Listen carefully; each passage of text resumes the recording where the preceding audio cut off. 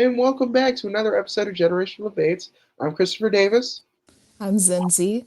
Nice to meet you, Zindzi. So, you are one of the great artists I met while at my time at Howard University. I would see you at the Sankofa performances, just singing Oh, your heart out, playing the guitar. So, how would you describe your year in music and kind of like your growth and like how this year's kind of changed you? um, this year was honestly really good for me music wise. Like the beginning of the year, I was just creating, like I was just writing stuff, coming up with stuff. It was like the most creative I've been in a while. Mm, So like the first couple of months, I was just making stuff. And then I was like, oh, I want to put out an EP. mm. But then by the summertime, I was like, wait, I don't have the money for that. But but yeah, I was doing like covers and posting more. I was really trying to like promote myself more this year and just like perform more and like put myself out there. 'Cause my goal is just to like gain more supporters and just gain more of a following and everything. But it was good, and then I put out my single "Why." I've never put out music before. Well, I have, but, like, it was on SoundCloud, and Mhm. I was, like, 16. Okay. But, yeah, but I'll put I it out put it music, out. buddy. That's still Huh? public music. I don't care. That's true, but, I never put it out, like, trying to get money out of it, like, I put it in a actually, I don't even really know how that stuff works, but yeah, and then I got like really good responses, and then I won this songwriting competition. Okay. I was shocked about that, but yeah, it was It's cool. award winning. That's what that means. That means we got an award winning pet over here. Yeah, it was so shocking because I wasn't thinking much when I was writing it, Mhm. but That's where the best work yeah. comes from now, for real. Yeah, that's true. That's true. But most of the songs I'm writing, like I wrote in the beginning of the year, like I still have to go to the studio and finish those, but it was just a really creative year for me. So yeah. Gotcha. And who would you say are your biggest inspirations to your sound? And what really got you into music? Like, what is Zinzi's origin story? So we can start with the origin story, then go into your inspirations. Um, I didn't really grow up around music a lot. Mm, I don't know what made me gravitate towards it, but I remember when I was younger, I was always singing, like I think the first time I sung was, like, when my sister was in my mom's belly and I was singing to my mom's pregnant belly, like, I was just always singing and stuff, and then when I was, I think, like, 8, I sang at a talent show. I sang Amazing Grace, and that was the first time I sang, but I didn't really grow up around any musicians, but for some reason, I just really loved singing. Singing was my thing. And then my brother got a guitar and I really wanted to play it, mm, but he was like stuck to the guitar. Like he was into it at first. And then once he stopped playing it, I took his guitar and I started playing on it yeah. and and I was like I was having so much fun. And then I was trying to learn how to play the piano too, Mm, but the piano was just not interesting to me. mm, So I just started like focusing more on the guitar and everything.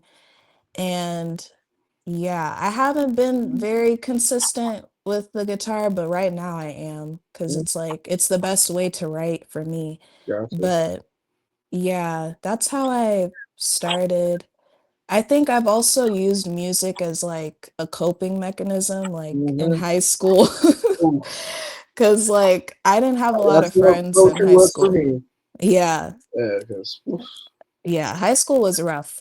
I didn't have a lot of friends and everything, so I was listening to music like all the time. It was like my friend. Like I was just listening to it all the time. So, yeah, and then I started like listening to like a lot of neo soul artists like D'Angelo and Erica Badu and yeah, that's and then I love like the internet like and yeah, so yeah, I was listening to it's those one of the people. greatest albums of all time.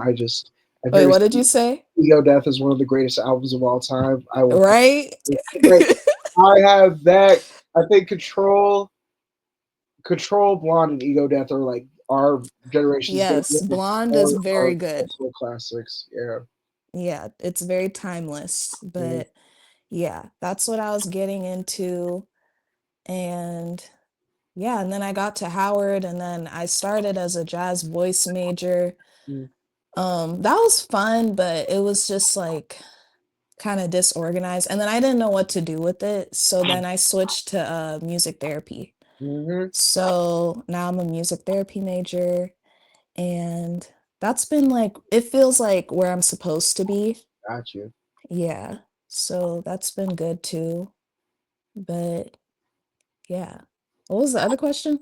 The other question was, who are your biggest influences? Because I heard you name D'Angelo, Erica, and the internet, but who are some other people who influenced? Oh, well, songwriting wise, I have a different list. Okay. Songwriting wise, I have like Joni Mitchell, Mhm. Fiona Apple, um, who else? Any alternative? Stevie Wonder. Okay.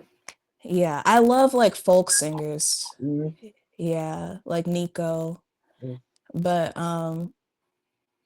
and then like music wise, I'm really loving like Cleo Soul. Like I really Mhm. love yes, like I love Cleo Yeah. Soul. Listen, I was so surprised she was British. I think I'm like as a new wave of artists from England are coming, like Elmin and Cleo Soul are the two. I'm like, I don't believe y'all are British. Like this has got to Like be they don't sound 'cause British, y'all but they they y'all sound sound like like y'all grew up in black. church with some soul to it, like Yeah.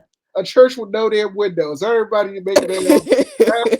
That's the music that they make. But yeah, Yeah. it's amazing. Shout out to Cleo Soul. Mhm.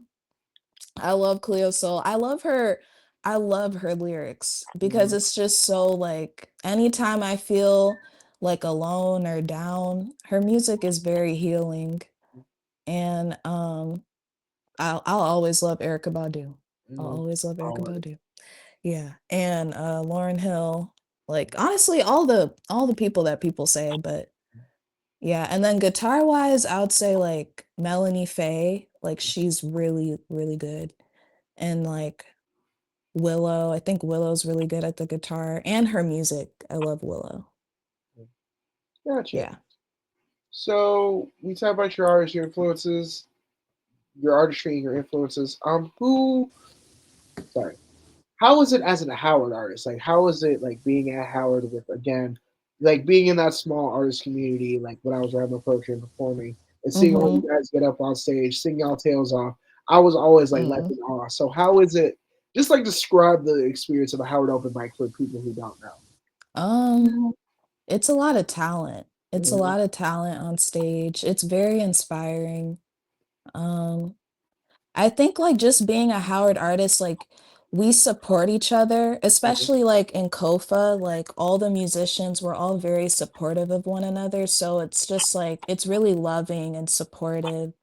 But the open mics, they can be nerve-wracking mhm, because like everyone that's performing is in their own lane. mhm, Like I can name a bunch of Howard artists that are like really doing it. Like they're mhm, really out there and like they're killing it. Like they mhm, perform well. So it can be intimidating.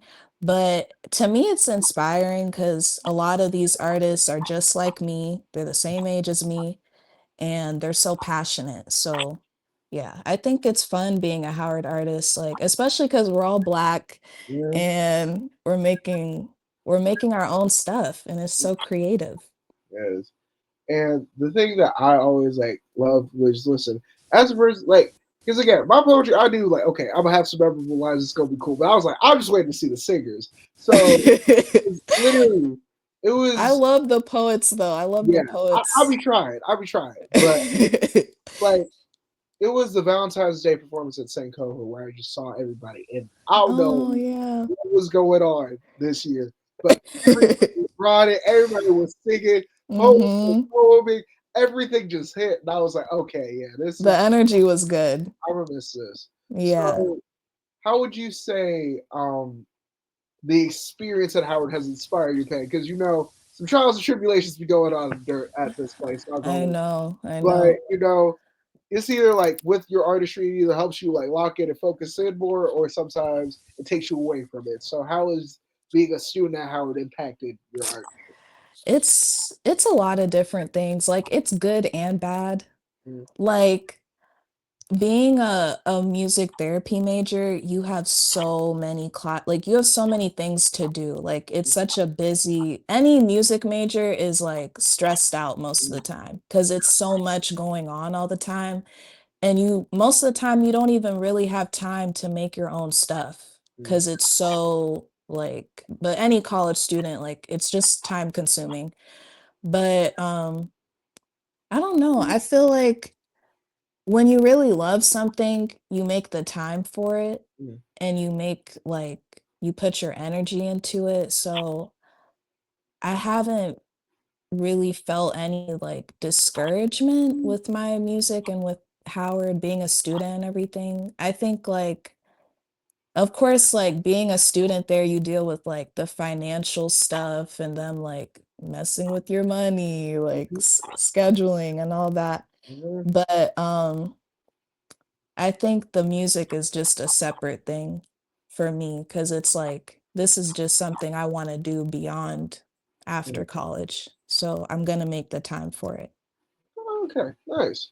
So the reason why I had you on was to interview and like get all your takes on like how you feel the music, especially this year, because Mhm. my biggest hot take this year is that this is the best year of music since 2016, Oh, and really? yeah, everybody's like, listen, this for me because listen, I think Dochi like being Dochi is like what's made this year like it for me. Yeah. And everybody's gonna talk about okay, Frank Ocean and Rihanna, and I'm like, yes, I understand. Who and Rihanna? Frank Ocean and Rihanna, like those were like the last times they dropped albums. I completely Right. understand. However, everybody seemed to bring it this year. I feel Mhm. like the rap girlies brought it. The R&B guys got a little better. Leon Thomas and Elmina are holding it down for us. He's I'm not good. gonna lie. Shout out Yeah. to Leon Thomas because Mutt was definitely in my like top 10 albums this year, Mhm. It's a and really good song. I think that like just everything, and then rap especially had a great year, carried by the rap girls and Kendrick, and then also just Doshi just skyrocketing and doing her thing. Mhm. So I just wanted to talk to you about like a year in review about music and kind of like what artists resonated with you and just Mhm. moments that you really enjoyed from this year. I love Doechii. I Mm-hmm. was actually watching an interview she was in today where she was talking to, Zane Lowe, the Yeah, the guy. Apple Music I one. love Yeah, that guy. yeah, they're like He's so so cool. like good at He inspires me in interviews. the space for real. Like that's one of my goats for real. Yeah, yeah.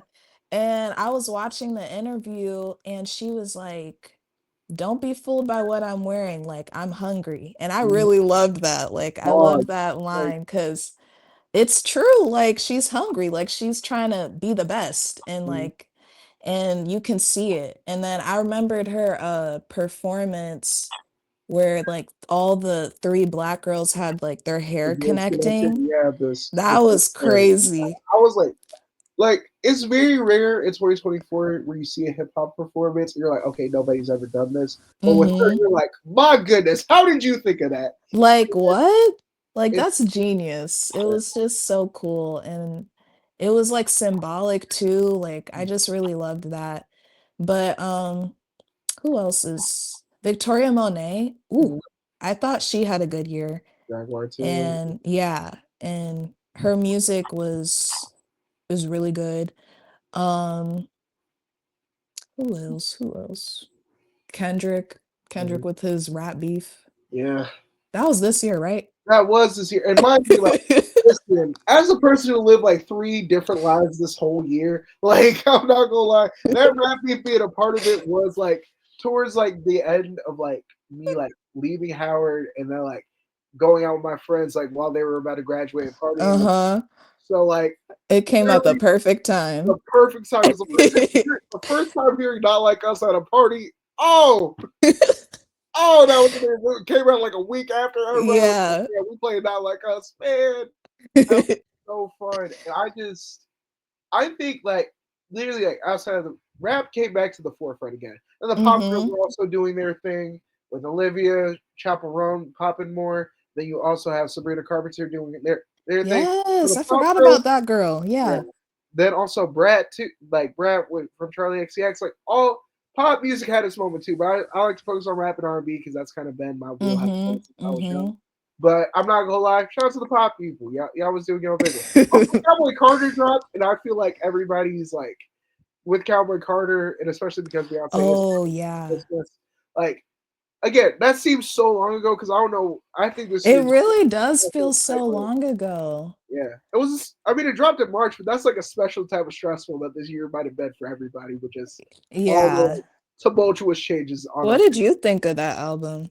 I loved it. So, like, little backstory: growing up when I was younger, I would my granddad would just like drive me to like go pick up my grandma Mhm. from like her teaching, right?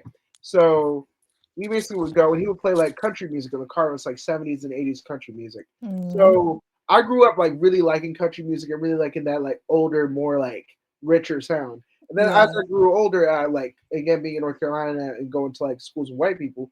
I was always like country music was being played, so I was like, okay, I kind of like this. So Mhm. like, and then like seeing Shabuzi Pop and seeing like all these other like country artists, like, because the one thing for me with music artists, like, look, I look for it in black in every genre, like it doesn't matter because I'm like I'm trying to find somebody who sounds like this artist but is black, so I can support them and make them famous. Mhm. So like hearing Shabuzi do his thing, hearing Tanner Adele and then like hearing Beyonce was doing a country album, I was intrigued because I'm like, okay, Mhm. this is the biggest star in pop deciding she's gonna make a country album. And you know, it was a Beyonce album and a country album. Yeah. It's definitely in my top five this year. Oh, I think okay. there's like a song run because I will say I love the second half of the album more than I like the first half. But there's a three song I think no, it might be a five song run. Hold on Cowboy Carter. Let me look this up so I can get the songs right. Mhm.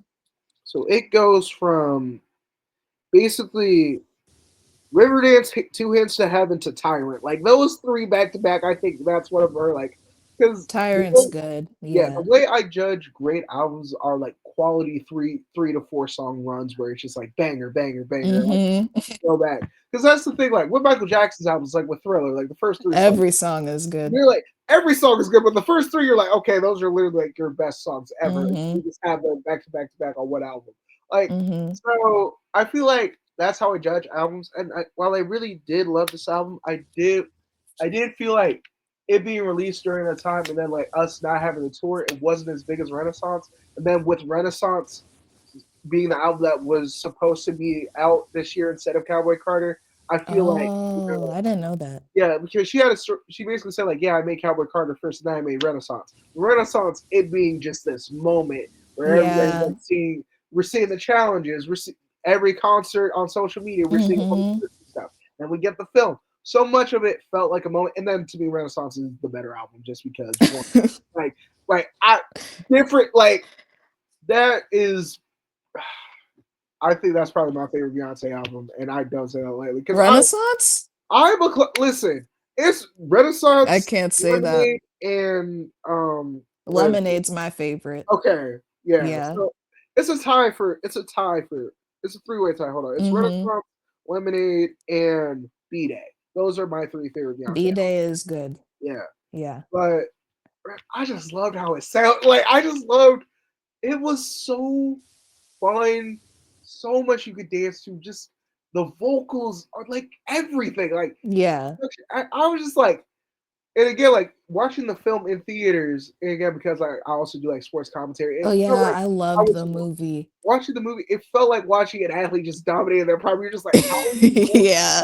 Like this is not real. You're not a human. So Uh-huh. I'm really excited for her performance. But I love that album. I'm talking about Kendrick because as a Kendrick stan, who's kind of like you know, actually as a person who's a fan of like all three of the major players involved. J. Cole, especially because I'm going to Dreamville Fest next year, I gotta say this because Oh. Couch Jermaine, you know, you're the reason why I like hip hop.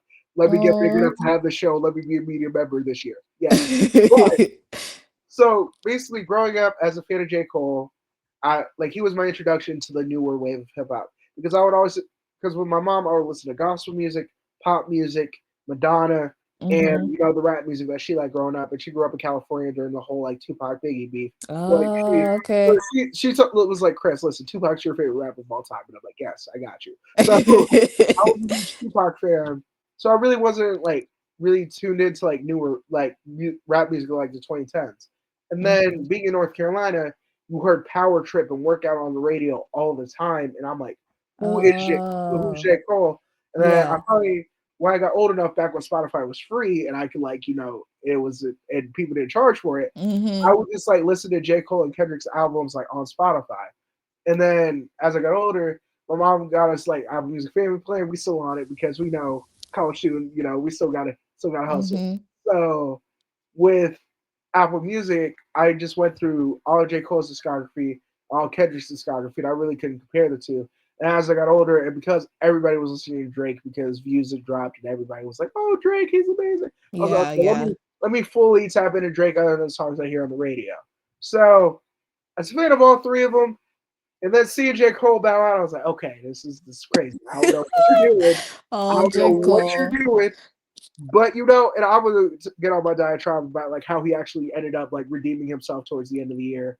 But with Kendrick and Drake, one, it's been the whole rap cold war. They've been shading each other for years, kind of like being petty slights. Mhm. Then Kendrick finally throwing down the gloves, Drake picking up the gloves, and I'm not gonna lie, my one hot take about the beef has always been: look, if we gave Family Matters like one day, it'll resonate. It Kendrick kind of lost that. And because Meet the Grams dropped, and because of how visceral and how everybody was just like, it felt like you were watching a horror movie while listening to it. And then you get literally the song of the summer right after that. Like, Yeah, yeah, yeah. that's one of, and again, because like I already hold him to a high esteem with his albums and stuff, and because like listening to Mr. Morale after like, and I really didn't realize how much I needed that album and how I much loved that album. and like hearing his like therapy session on wax, like that was crazy. But then you're like, as you because I was at a time where I was like, dang, I need to listen to some hits. I'm too stressed. Like, why? I need some bangers right now. I'm going through a lot. Why did you drop the sad ass album? But Uh-huh. then we get Mr. But then you get the rap beef. And then you see like, oh, people are dancing to Kendrick songs. Because the Yeah. one take all Drake fans had now, I'm not gonna lie, I'm like, you might have had us. You can't dance to a lot of Kendrick songs. There's maybe 10 you can get dance That's to. true. Drake got a whole discography. And then Kendrick just is like, you know what? I'm gonna make an album that niggas can dance to and drop GNX. Uh-huh. Whoa. And people again, it lit I'm choosing a new phrase. I'm existing in hyperbole. That's Oh. my that's easily my second favorite Kendrick album. Like that and Damn Are Tied and then Good Kid Mad City will always be my favorite Kendrick album ever. But Mhm. GNX just it combined everything I loved about Kendrick, but then it had the hits on it where I could like, oh my Mm. god, I can dance to this. This is so Yeah, yeah, yeah. like, oh my gosh, I can party to Kendrick. Like this is great. Then you have songs like a Luther, like a Reincarnated, like Luther Man was at the really Garden, good. like Man at the Garden, like Swamp. Like they're so like, and again, that's like from basically tracks 2 to 10, and like GNX grew on me too. And then Glory is amazing as well. Like that whole album, I'm like, okay, you did your thing on that. So Yeah. Kendrick is to be like He had a good year. he had a great year. And Yeah. then I'm gonna talk about his lame when it made. We're gonna talk more about Doechii. I've been a fan of Doechii since 2022, 2021. Oh, I think I really? yeah. So I had Yucky Bucky Fruitcake on my phone, and I was listening to the Halloween song. I don't know if I can say the title without YouTube taking me down, but you know the Halloween song. So Uh-huh. basically, there's only two artists who I've like been a fan of for a minute, and then like seen them like pop organically. It was her, and it was Brent Faiyaz. Because Brent, like I was on him in like 2016, and then like Crew dropped, and I was like, okay, like everybody's starting to know who Brent is. And then like when F the World dropped, I was like, okay, Uh-huh. now everybody's getting hip to him. So I've like always been a fan of like Brent and Sonder like before like he was like Brent. So that was Mhm. really cool. And like the only other artist I really had that like connection with, like seeing them like grow up and really like become Mhm. who they are, is Doechii. And just as a fan of her and seeing how talented she is, every single that she dropped, I made sure to tune in. Everything I was like, I just need the album because I need to feel vindicated with my hot take that you are the greatest, one of the greatest, not just women rappers, but rappers. Period. Like alive Mhm. doing this shit. Mhm. And then Alligator by Sever Heel dropped, and when I tell you, I was like, oh my god, And she made it in a month. I was like, you made it. "What?" First off, you made it in a month. You literally had issues with your label, and you brought the best song on the album where you are speaking in tongues and singing and rapping your tail Like, off on it. what? And then you got Nissan Altima where you are absolutely losing your mind. And then there's the whole Denial is a River, Catfish, Skip. Like, Mhm. wait, there's so many good songs on that album. Mhm. I was just like, yeah, she got it. So Yeah. if I as much as I love GNX, I think Alligator by Silver Heel might be like my favorite project to drop this year, just because I loved, I just love her confidence. Mhm. That's the one thing I I think it's her confidence and, like, the way she raps, it's so old school, yeah but it's also new. yeah Like, it's so new, and it's new for us because I feel like we're hearing, like, Megan, Lotto, and they're good, yeah but she's coming in with a totally different sound, so yeah. it's like it's That's just unique for her. and the one thing I don't like is like how we like try to like pit her against other women rappers, and we're just like, oh, she's just better because she doesn't rap about all these subjects. I'm like, she literally does. No. She literally Yeah, does. she In does. a different way, You in a gotta different listen to presentation. Listen to the damn albums. And then her response to the Harriet Tubman music comment, I loved. Because she Wait, was like, what? What was that? so basically, there was internet controversy basically saying that, oh, like, because it was her performance on Colbert. Everybody was like, oh, yeah, it's easy to make Harriet Tubman music and then you get all this acclaim. And I'm like, she's literally talking about her being with a DL Who nigga. Like, said that? that is not, where did we get here? And that's the thing. And I No, think, that's just racist. Because yeah, who's saying that? and I think with the rap beef, everybody in the whole like you rap to get the slaves freed bar kind of unleashed a bunch of people saying like, oh, people make freedom music or protest music, acting like that's a bad thing to want to like rebel against the oppressive systems that we Yeah. face. But I'm not even gonna get on that soapbox. I don't But even know if she was really rapping about she, oppression. it was literally I she. don't Look, think she the, ever was. at most on the album, she says, "I'm dark skinned and people, and I didn't think people would support me as much because I'm Yeah. dark skinned." That's She talked about being dark skinned, but that's literally that's it. literally it. So that's the thing. People aren't listening to the music anymore. So that's something that I didn't enjoy. But Dochi, it that response is just like, look, we have a rich history, and we need to notice and Mhm. tend to, some people in the community. As a person who went to Howard and seeing like all these great artists, I I really am firm on like we can't let people who just want to profit and not even like enjoy or like be a part of the community and the music. That's why Mhm. That's Mac true. Miller and Paul Wall are the only two white dudes ever. I love Mac Miller. Yeah, listen, the Divine Feminine is probably It's easily one of my such favorite a movies. good album. Oh my Like god. what? This Yes. like I'm not even gonna get on my Divine Feminine speech, but like listen, I'm definitely gonna get either some lyrics tatted or something from the album tatted on me because I Mhm. love that album. Mhm. But that's the thing. He existed in our space and he made sure to surround himself with black collaborators and Mhm. the black people who loved him, loved that Mhm. man. Like, And he appreciated black art. Like he wasn't using it as like a caricature or as a joke. Like he genuinely like loved jazz, loved hip hop, like and you could feel it. he was a student of it. Like, with, like, Yeah, a student of it. I really miss that man because I'm like, dude, these white dudes that you left us with, bro, they suck. They all try to sell like Future. Jack Harlow, he now singing Elvis. Okay, we seeing the pivot. He's singing Elvis now. It's getting Who's uh singing Elvis? Jack Harlow. He was at Oh, singing Elvis. I'm oh like, yeah. yeah, yeah. I don't It's know about that. let's wrap this up, Jack. It's cool. Churchill Downs was a cool song. Drake obviously I rapped you on that, but yeah. And then I think again with the women in rap, and I think the women in rap returning to regional sounds. Like when JT was singing Cinderella, having some songs that sound like Miami. You have Mhm. Megan with Act Two and Bigger in Texas and that whole. Houston, Mhm. like old Houston sound. You got Mhm. Gorilla with the Memphis sound, like, Yeah, everybody's bro, repping their state. and that's the thing. That's what I'm enjoying because a certain person got up out of there because everybody was trying to sound like Atlanta, and then we got the dude up Atlanta. out of there, and everybody's going back to regional sounds, and I'm glad that the women in rap were really the ones championing that this year. Mhm.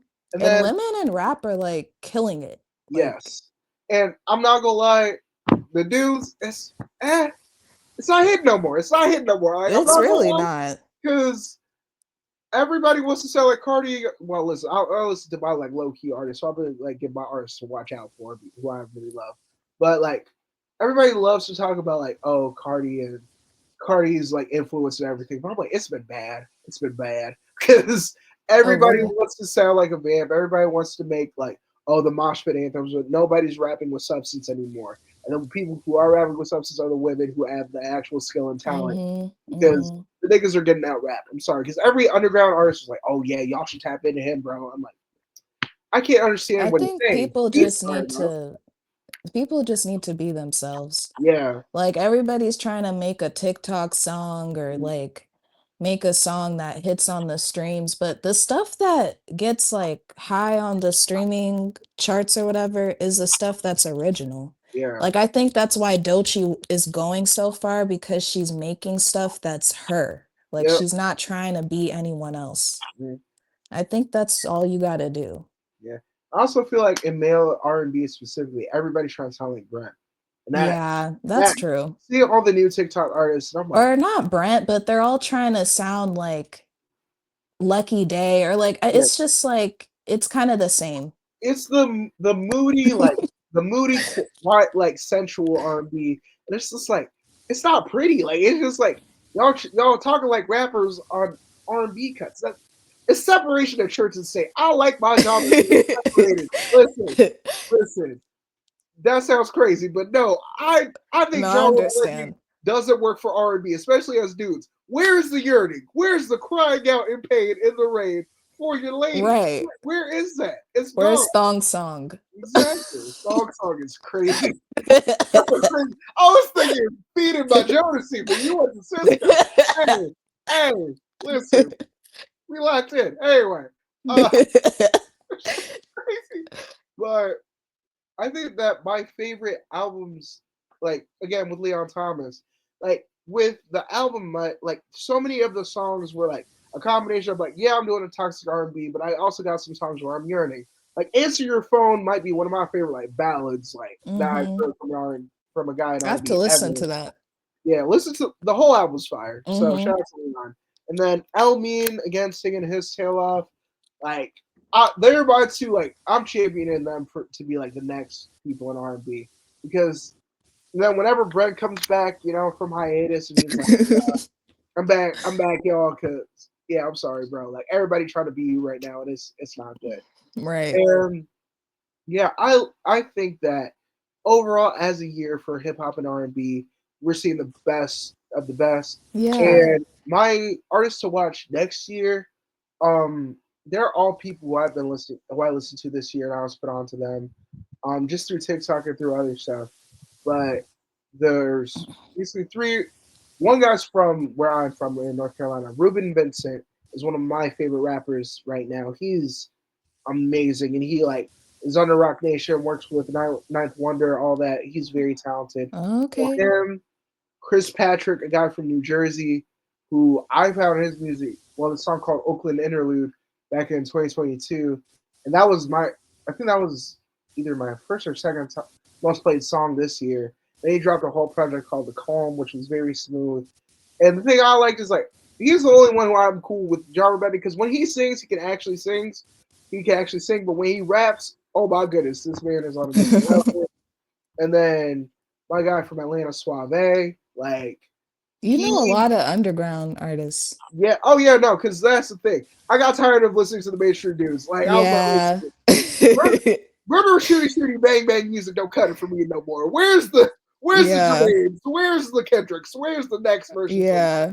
So Suave, like I was put onto him like in 2023, and then like he had a project where he's rapping his tail off, but then he has a song with Destin Conrad called Forever, which Oh. I really love, where he's Mhm. singing and he's killing that. They dropped a whole R&B EP. Now he's going back to rapping next year. So I like what those guys are doing, and they're all like Mhm. in the same circle. So if they see this, that would be really cool. But Mhm. I love their music, and I really think that they should have a big year next year. Um, Also, much love to Kenny Mason. I saw him live in concert. He's doing great this year. He was at Flogna, so he's getting more and more known. So I'm happy for him. Mhm. And then who else? Who else? Hmm. Those are like my main four, but like you can promote Howard artists too. Also, Oh, Howard yeah. artists who I love, Zuri. Hey man, this is my shot to get you on the show, bro. I ain't been a fit. We've literally met. We've talked. I know. Listen, Oh, he'd probably come on. listen, bro. You are one of the people who are keeping this shit called rap alive. You're so good, dude. Oh. I want to interview you because listen, and I know you're a Commanders fan. I know Jaden Daniels is doing well. I need to talk sports and music with you. But yeah, this is my shot to get him on because he is literally one of my favorite Howard artists. Him, you especially like your Mhm. voice. Like, Oh, thank oh, you. yeah, you got it. Shimonso just released her single on her birthday, so I definitely want to Who? support her. Shimonso, Chai. Chinomso, yes. Shimonso, Saturn. She put out a yeah, song Saturn put out today. her song, so I definitely want to promote that. Mhm. Just all Howard artists on I met for real. Then artists I Mm. interviewed, Jico and Condes. I definitely want y'all to look out for them. So And my friend Corinda, she has an EP out okay, on SoundCloud. Yes, her Instagram is Corinda Spencer. mm, Yeah. And my friend Nina, she puts out like covers and stuff. mm. They both have beautiful voices. We're gonna get together and start making stuff too. But Okay, yes, yes. hey girl, come on, So we need it. mhm. So, yeah, there's some other people. Mm, In Kofa, there's a band called Room 48, I think that's what they're called. Yeah, they're all so talented. mm. Like they're all musicians and yeah. And then who else? Michaela Shania. I really love Woo! her. Yo, Yeah. yo, one of my favorite performers, favorite just her songs hit. Michaela, again, another shout out to the show. Please, Michaela, come on. Yes. You Yes. are amazing. Yes, I love her stuff. And then Chinomso, she put out a song called 10 More Minutes, so stream that. Yeah. But there's a lot of Howard students that are Killing really it. talented. Yeah. So my plan basically when I get my car and stuff is like and like get back to like going to DC and stuff is I want to host open mic events kind of like and then promote Mhm. the show there too because I I loved that community. Like y'all were the reason why my experience Mhm. with Howard was so What fun. was your major? I was actually like a journalism major, but I loved poetry because Mhm. originally what I was a psych major, and then I heard about the music therapy program, but I was like, you know, and then I actually started getting therapy. And I was like, I'm not, what would I be happy? Like what, like legitimately, what would make me happy for 50 years? And I decided, hey, Yeah. telling people's stories and telling my stories Mhm. because I am a fan of both music and sports. And with the podcast I work on now, ah, man, my hair look crazy. I'm secretly a Me music too. journalist. I'm a music journalist who loves sports, not the other way Mhm. around. Because as much as I love sports, I love talking about people.